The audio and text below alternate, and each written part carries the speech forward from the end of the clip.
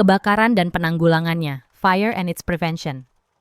Salon kecantikan di kota Bengkulu ludes dilalap si jago merah. Tidak ada korban jiwa dalam peristiwa itu, namun kerugian ditaksir mencapai ratusan juta rupiah.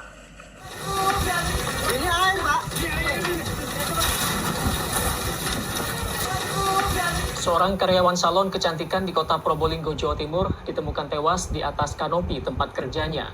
Korban tewas akibat tersengat aliran listrik saat hendak mengambil kunci pintu salon.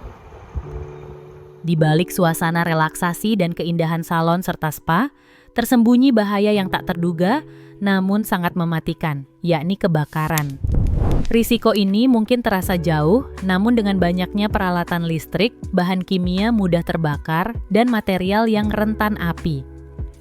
Kebakaran adalah ancaman harus kita pahami dan antisipasi.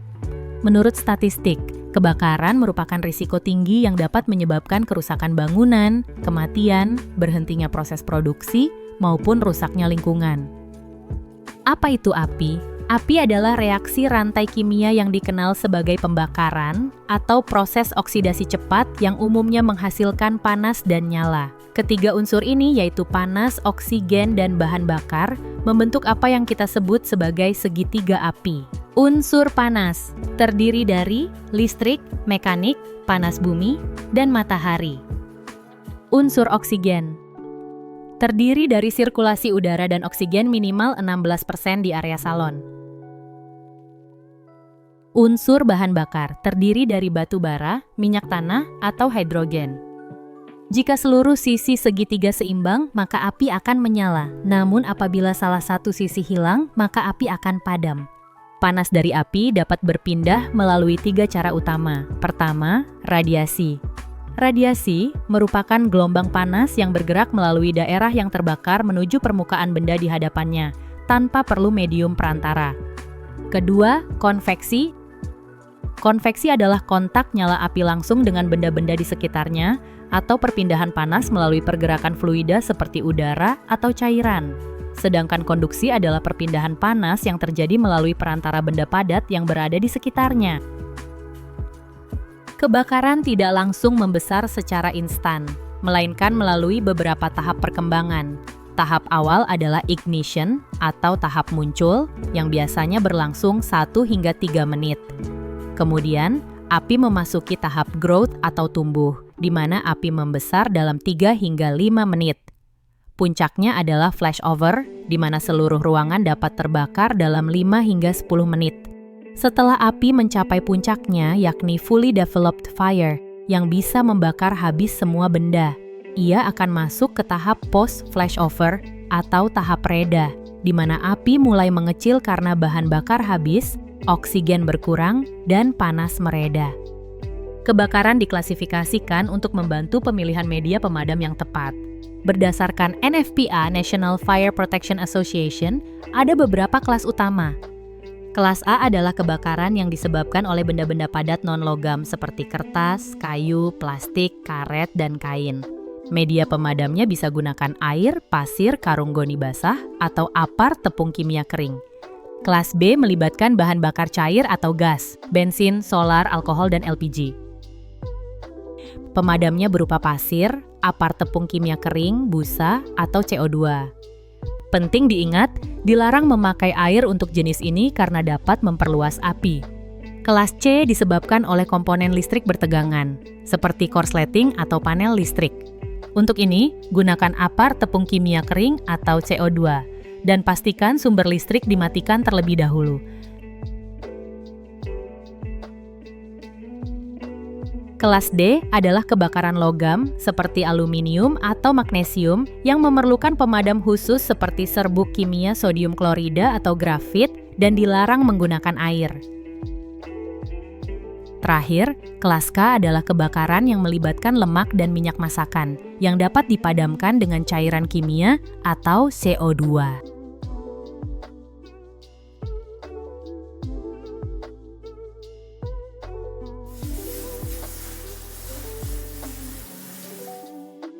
Ada beberapa prinsip dan teknik pemadaman. Pertama, cara pendinginan, cooling, yaitu menurunkan panas api di mana air adalah media yang sangat efektif. Kedua, cara isolasi, smothering, atau lokalisasi, yaitu mengurangi kadar oksigen di sekitar api.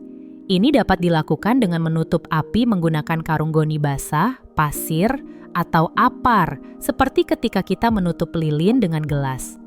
Ketiga, cara penguraian, starving, yaitu memisahkan atau menjauhkan benda-benda yang dapat terbakar dari api. Beberapa pencegahan kebakaran yang bisa dilakukan diantaranya, hindari membakar saat panas terik, jauhkan bahan mudah terbakar, matikan sumber api jika tidak digunakan, dilarang merokok, hindari penggunaan listrik eksternal bertumpuk, rutin periksa instalasi listrik, sediakan alat pemadam api ringan, jangan meninggalkan sumber api menyala tanpa pengawasan. Pencegahan kebakaran adalah usaha menyadari dan mewaspadai faktor-faktor penyebab kebakaran, serta mengambil langkah-langkah untuk mencegahnya menjadi kenyataan. Ini membutuhkan suatu program pendidikan dan pengawasan karyawan yang berkelanjutan, rencana pemeliharaan yang cermat dan teratur atas bangunan dan kelengkapannya, serta inspeksi berkala. Penting juga penyediaan dan penempatan yang baik dari peralatan pemadam kebakaran, serta memeliharanya agar selalu siap pakai dan mudah dijangkau. Sistem pemadaman kebakaran terbagi menjadi proteksi aktif dan pasif. Sistem proteksi pemadaman aktif adalah peralatan yang bekerja atau diaktifkan saat terjadi kebakaran. Di antaranya apar, detektor asap yang memberikan notifikasi otomatis jika ada asap, fire alarm yang memberitahukan jika ada kebakaran, dan water sprinkler yang otomatis memancarkan air pada suhu tertentu. Ada juga hydrant yang memiliki bagian seperti tutup, pegas, batang, suplai air dari pasokan kota, dan keluaran untuk selang, umumnya berwarna merah cerah. Tekanan airnya akan ditingkatkan oleh unit pompa pemadam kebakaran. Sementara itu, proteksi pemadaman pasif adalah fitur desain bangunan yang mencegah penyebaran api. Ini meliputi kompartemenisasi untuk membatasi rambat api, jalur evakuasi yang jelas dengan rambu keluar, ventilasi atap untuk asap, dan penggunaan fire retardant atau zat kimia penahan api pada material. Pencegahan dan penanggulangan kebakaran meliputi perlindungan jiwa, keselamatan manusia, serta perlindungan harta kekayaan. Usaha penanggulangan terbagi 3. Pertama, preventif, dilakukan sebelum kebakaran terjadi. Ini meliputi penyuluhan K3, pengawasan penyimpanan dan penggunaan barang, pengadaan sarana pemadam, penyelamatan, dan penginderaan kebakaran, serta mengadakan latihan berkala. Termasuk identifikasi bahaya seperti bahan mudah terbakar dan sumber panas, serta penilaian risiko. Kedua, represif, dilakukan saat kebakaran terjadi dengan tujuan memperkecil kerugian. Ini termasuk pemadaman api, penggunaan alat pemadam, mencegah meluasnya kebakaran, pertolongan jiwa dan harta benda, melokalisasi area, serta pencarian sumber api dan korban.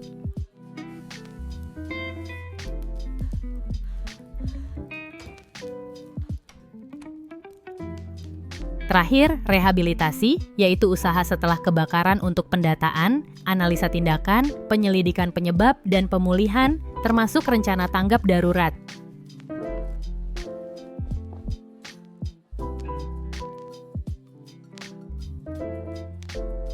Apa yang dapat kita simpulkan?